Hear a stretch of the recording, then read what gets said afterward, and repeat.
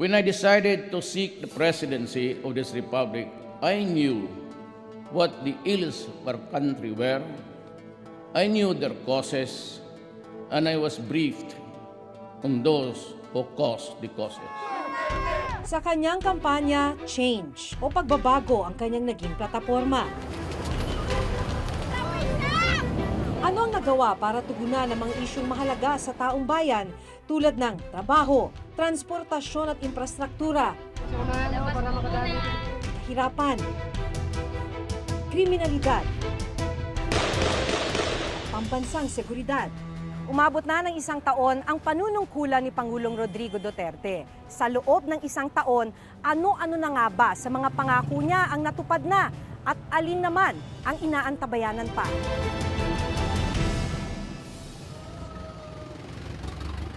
July 2016, naabutan namin ang pamilya ni Mang Juanito Saga, 59 na taong gulang, habang nanonood ng unang SONA ni Pangulong Duterte. We will create an interagency committee.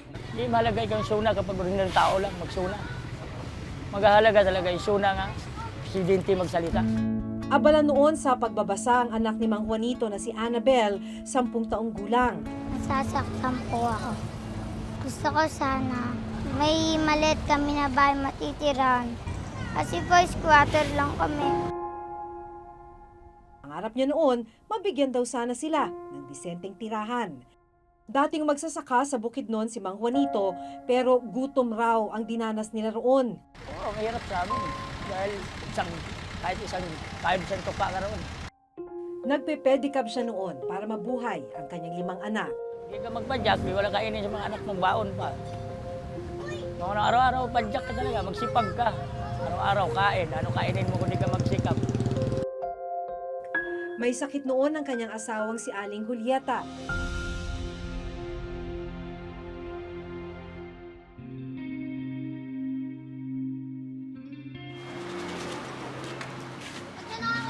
Makalipas ang 1 taon, binalikan namin ang pamilya ni Mang Juanito. Sa kasamang palad, nanakaw ang pedicab na pinagkukunan nila ng kabuhayan.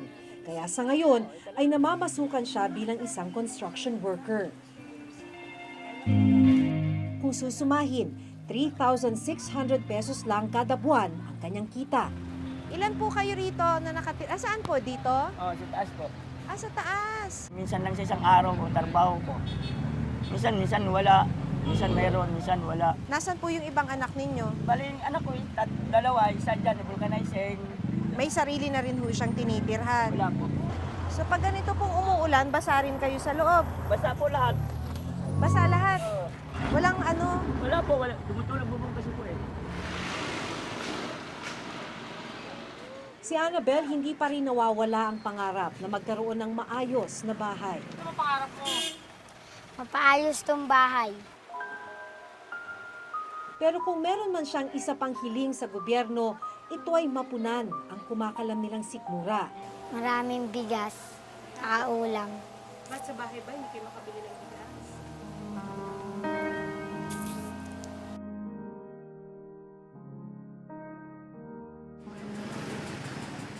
Katulong ngayon ni Mang Juanito ang kanyang 17 taong gulang na anak na si JR na nagtatrabaho sa vulcanizing shop. 200 pesos ang kita ni JR. Dahil madalas kapos, hindi na siya nakapag-aral. Hiling ni Mang Juanito na magkaroon ng magandang trabaho para matugunan ang kanilang pang-araw-araw na pangangailangan. Base sa Philippine Statistics Authority, bahagyang bumaba ang bilang ng unemployment rate sa bansa. Mula 6.1% o 2.6 million na tao noong April 2016, nasa 5.7% o 2.4 million na tao ito ngayong April 2017. Sa kabila nito, sa isang survey ng Social Weather Station na inilabas nitong March 2017, tumaas ang bilang ng mga nagsasabing mahirap sila. Mula 10 million families noong December 2016, umakyat ito sa 11.5 million families nitong March 2017. At the household level, there must be sufficient income for all Filipinos to meet the basic food and non-food needs for their families.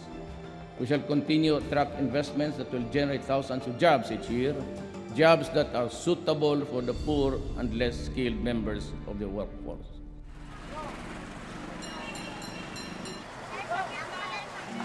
Nang gabing yon, bigay na ulam ng kapitbahay ang pinagsalu-saluhan ng pamilya ni Mang Juanito. Pagsugpo sa kahirapan ang isa sa binanggit ng Pangulong Duterte sa kanyang unang SONA. Isa rin ito sa ipinangako niya sa kanyang kampanya. What we want is genuinely to reduce the vulnerabilities of our people, build resiliency, and empower individuals and families and communities. The beneficiaries of For Peace shall be made to become independent and self-reliant after they have graduated. Isang tugon ng Administrasyong Duterte ang pagtataas ng pondo ng Pantawid Pamilyang Pilipino Program o 4Ps. Mula 62 billion pesos noong 2016, ginawa itong 78 billion pesos ngayong 2017. Ang general mindset natin, ang susolve nun ang gobyerno. Pero sa totoo lang, ang gobyerno ay hindi talaga magkakaroon ng siya lang ang solusyon. Kasi lalo na yan, kung ang poverty ay, ang kailangan mo ay source of livelihood, kasi kailangan may income ka, di ba? Isa sa mga benepisyaryo ng 4Ps ang pamilya ni Mang Juanito. Pero iniinda naman nila ngayon ang pagtaas ng presyo ng mga bilihin. Tipid talaga, kompleto tipid. Wala kang kikitain, mag-ano baon sa kanila, almusal nila, hapunan nila. Talagang 300 mo, kulang pa nga, itutusin. Mula 1.9% na inflation rate noong July 2016, nasa 2.8% ito ngayong 2017. Ang kahirapan ay sa perception ay tumaas. Kasi siguro ang tingin nila, mas mahirap talaga ang buhay ngayon kasi mas mahirap. Kasi nga tumataas yung mga presyo ng bilihin, mahirap kumuha ng trabaho dahil marami every year ang daming gumagraduate at yun nga, kung mababa ang iyong natapos, mahirap kang makakuha ng mas stable na trabaho. Pero nalaman ng Reporter's Notebook na bukod sa dinaranas na hirap, may mas matindi pa palang pinagdaraan ng problema ang pamilya ni Mang Juanito at Annabel. Dahil ang panganay na anak ni Mang Juanito nakakulong ngayon dahil sa kaso ng paggamit daw ng iligal na droga. Sabi niya, nahuli anak mo. Sabi ko, ba't nahuli? Dahil sa drug. Paano may nahuli yung drug? Sabi ko sa kanya, wala man bisyon. Sinamahan namin si Mang Juanito sa Manila City Jail. Ngayon lang ako dumalong. Siyempre, sabi ko siya, makabuti ka na dito, kaya mo tagal. Just maghintay ka may pera. Wala akong pera, gagawin ko.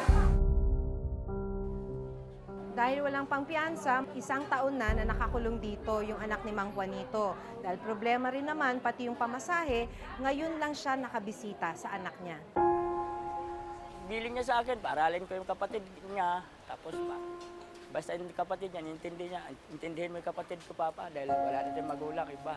If I go against drugs, do not expect a pristine and white environment. It could be bloody. Noong July 2016, kaagad ikinasa ang Oplan Tokhang ng administrasyon. Pinaigting rin ang panghuhuli sa mga drug suspect. Sa datos ng Philippine National Police o PNP, mula July 1, 2016 hanggang June 13, 2017, umabot na sa 81,986 ang mga inarestong drug suspect. Pero hindi rin maitatangging naging madugo ang kampanya kontra droga ng administrasyon. Sa tala ng Philippine National Police, umabot na sa mahigit 3,000 ang mga napatay na drug suspect sa mga police operation dahil umano nanlaban. Magiging problematic itong issue nito kung kumagat ang issue ng killings. Kasi ang makita mo to sa survey, around 80% ang suportado ang drug campaign, pero halos same number ang nagkukundina o ayaw ng killings. Karamihan dyan ng mga nagsusuporta, nagsasabi na kung may killing, hindi sila ganun kasuportado. Kung titingnan pa rin ang datos ng PNP, bukod sa mga napatay sa lehitimong police operation, higit na mas malaking bilang ang mga homicide cases under investigation. Nito lang nakaraang buwan, napatay habang nasa loob ng kanilang bahay ang ina ni na Annabel na si Aling Julieta. Nakabonet at nakatakip daw ang mukha ng mga suspect.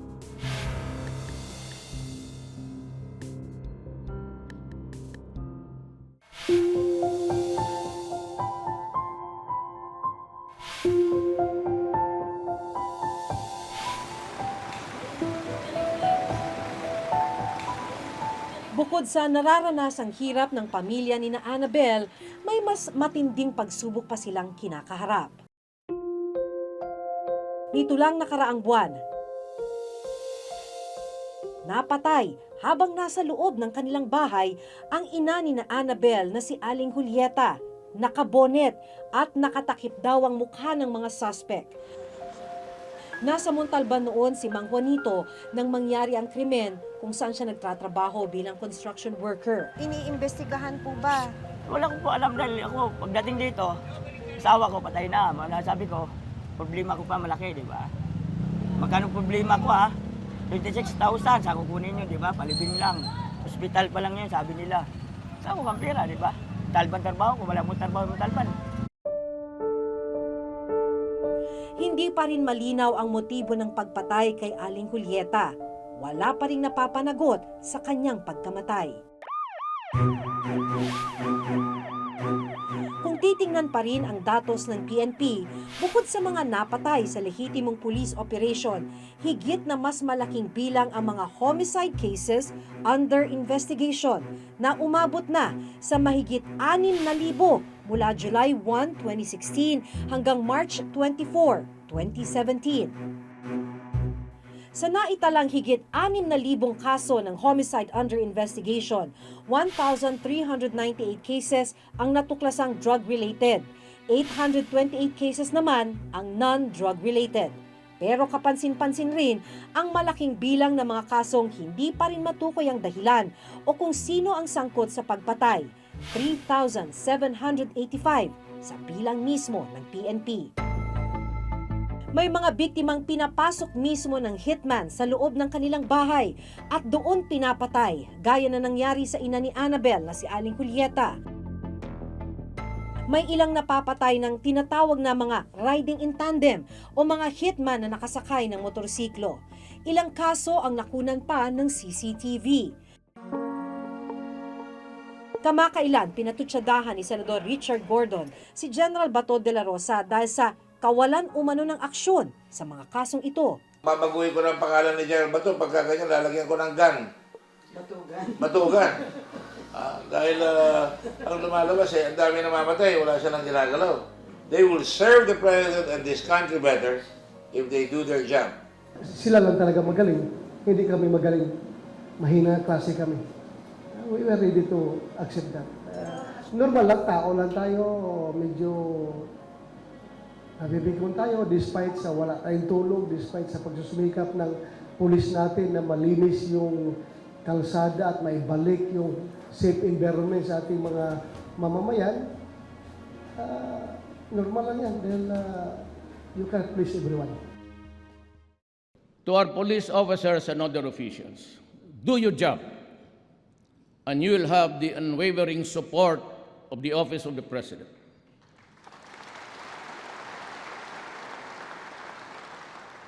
I will be with you all the way.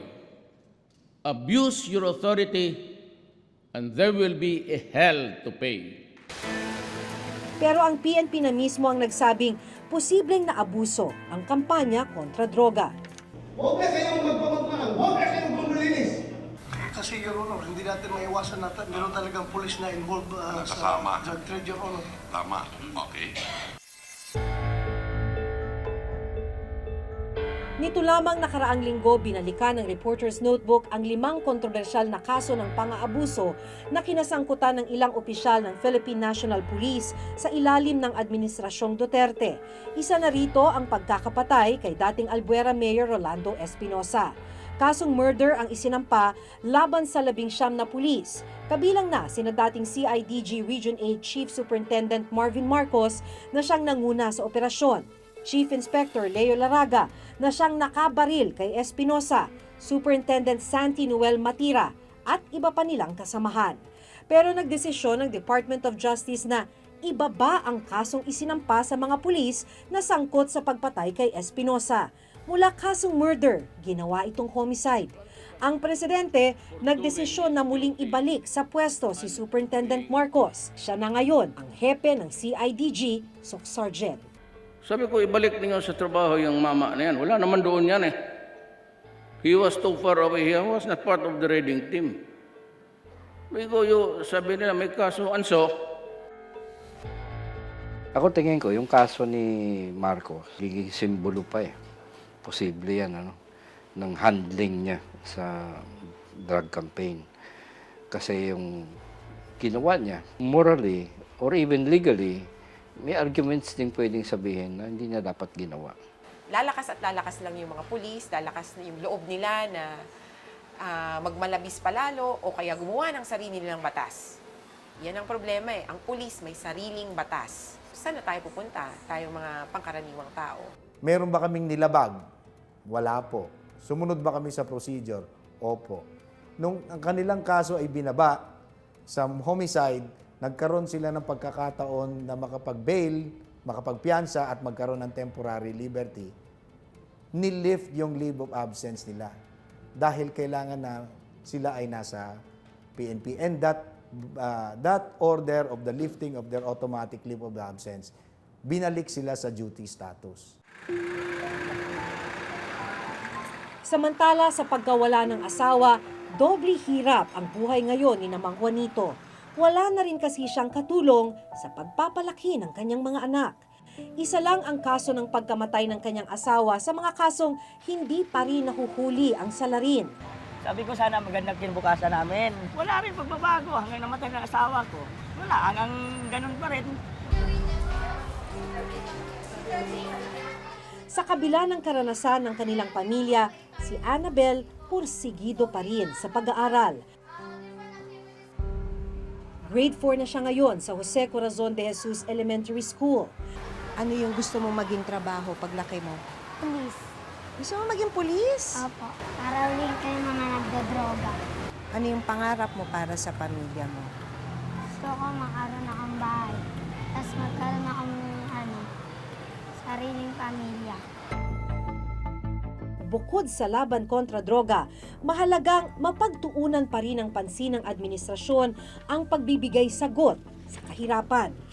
Bawat departamento ay nakapokus sa kanilang field. Yung sa poverty, o di syempre ang may hawak nyo yung departamento na in charge sa social work. Yan din yung sa housing. Iba naman, kanya-kanyang departamento yun. Yung sa drugs, na-highlight lang yun kasi yun ang nagjajahan yun. Dapat mag-shift na siya from anti-drug or peace and order patungo sa talagang problema ng bayan, which is kahirapan. Ito dapat magkaroon ng malinaw na programa, isang holistic na strategy. At na ipapatupad niya, considering may political will siya. Kasi doon siya binuto ng tao. Hindi naman sa drug campaign lang. Yun ang dapat pakinggan natin sa Monday kasi sasabihin ng presidente doon malamang yung gagawin niya for the next year.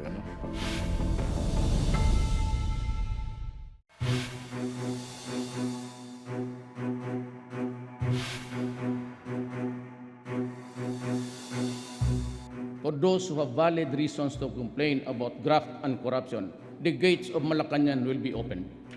Sa Lunes, muling magre-report ang Pangulo tungkol sa kanyang nagawa at planong gawin pa sa bansa.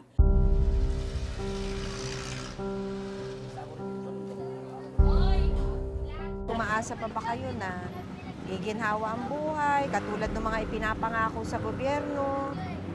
Ewan ko po, hindi ko masagot yan dahil ngayon puro gulo na naabot sa atin eh. Puro gulo na. Ay, dati wala namang ganyan. Ngayon, di ba, puro gulo na. Para sa pamilya ni Mang Juanito at Annabel, hindi pa rin sila nawawala ng pag-asa at makakamit nila ang inaasam na katarungan. Hanggang sa susunod na Huwebes, ako si Maki Pulido at ito ang bagong dekada ng Reporter's Notebook.